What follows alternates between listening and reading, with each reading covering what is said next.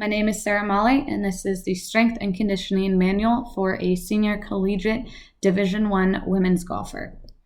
Basic information of the table of contents here. Athletic profile, very important to reference all the information we need to know about our athlete prior to training. This is her training background, her exercise competency, as well as her medical clearance and any previous injuries.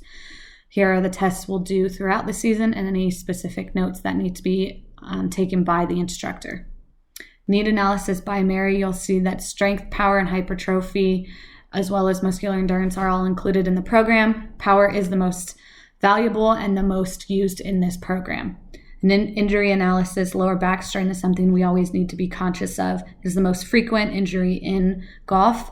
All the exercises in my program were created to minimize lower back strain as much as possible. That means really working on the core and really working the full body. Here we have an annual plan. Again, you'll see a lot of power, a lot of muscular endurance, as well as strength integrated in here. Golf is split up into 2 seasons. You have spring and fall.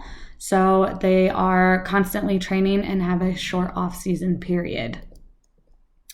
In our strength, you will notice that a lot of my weights are a little bit on the lower end. That is purposeful. The weights are lower because my athlete is not a very experienced lifter.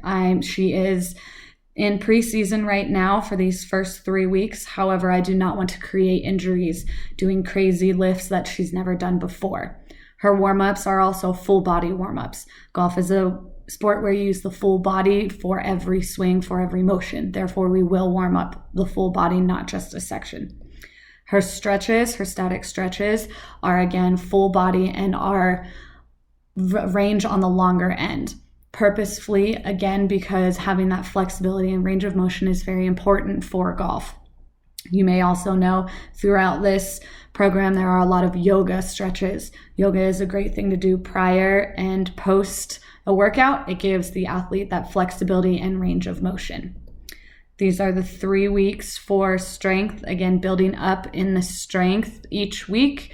We want to build that muscle, but again, we're really focusing on that lower back strain and making sure that does not happen. So we are using a lot of medicine ball twists, a lot of core muscles. Again, you'll see in the final one a lot of yoga poses, as in child's pose, that really stretches out your lower back. Here we go into her in-season power. We're transferring all of that strength into power.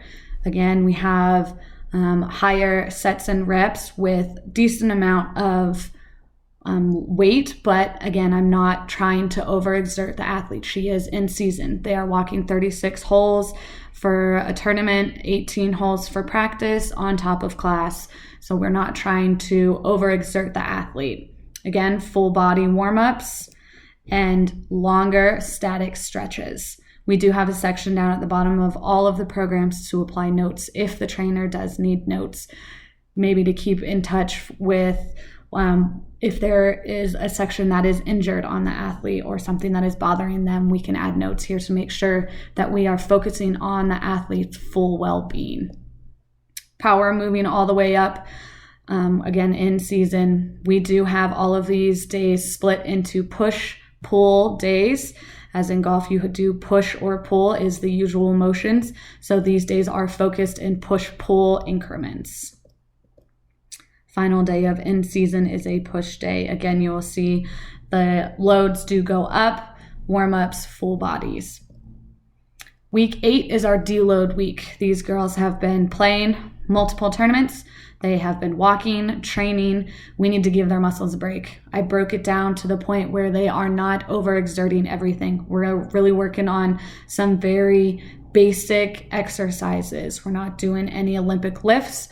We are still warming up full body, but we are using much less weight. I want to give these girls a break. Their muscles need to have that break from all the exertion they have been doing.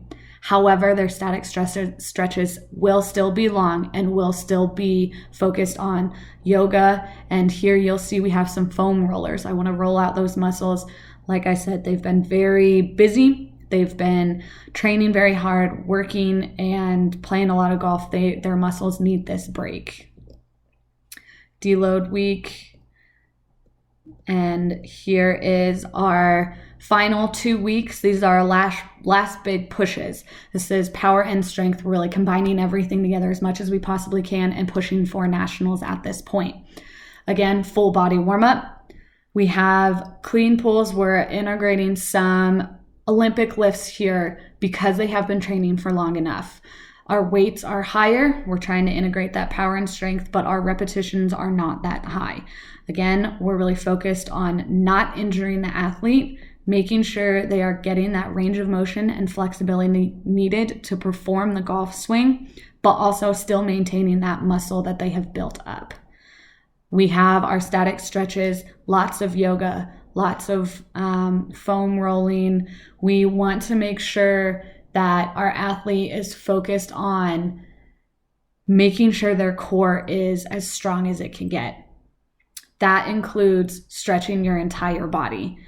Every aspect of your body needs to be stretched prior to playing around a golf or continuing your exercise or after your exercise. This will help eliminate the lactic acid as much as possible, and will also give that athlete that centeredness, that breathing aspect that comes into yoga. In season, day 2 and day 3. Now we are done with our in season. Mary is going to go to post-season, which ends up feeding into preseason also. We're really working on the first week, active rest. We want to make sure we give Mary the break she needs. Then we're going to move into that muscular endurance a little bit, really try and maintain everything she's accomplished, exercise and resistance training wise. However, you will see down at the bottom that there is yoga. Again, I've said yoga multiple times for multiple reasons. It works on their balance. It works on their focus, their range of motion, their flexibility, their centeredness. It's a very valuable aspect to incorporate into a training for a golfer. Day 1, static stretches, foam rolling, tennis ball rollouts. You might need a little harder ball there to roll out some of the muscles. Sometimes athletes can use lacrosse balls if that is helpful.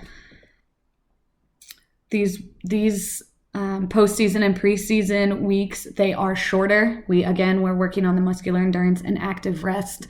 We're not trying to overexert Mary, but we also are still trying to maintain as much of her body weight and as much of her resistance training progress as we possibly can.